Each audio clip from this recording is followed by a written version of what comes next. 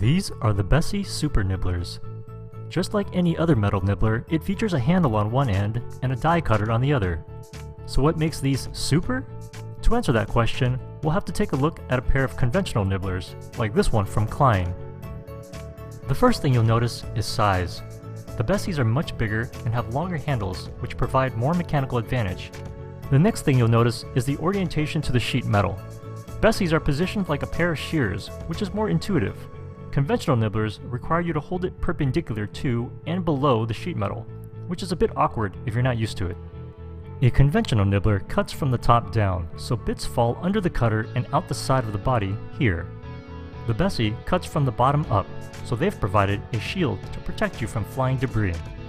Taking a closer look at the cutter, you'll notice the die action looks more like a pair of snips than that of a conventional nibbler. A conventional nibbler takes a full bite all at once. This requires more strength and wears out the cutter faster.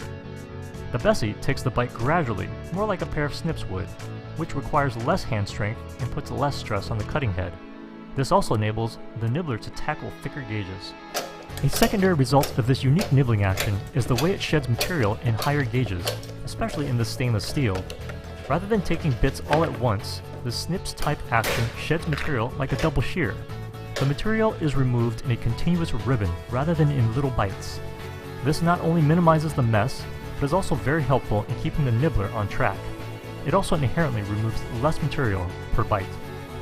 So, should you buy this over a conventional nibbler? Well, it depends on what you're going to do with it.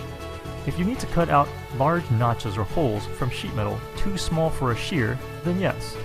If you need to cut through material rather than around it, then you may still be better off with a conventional one. The only way to really know is to try it out.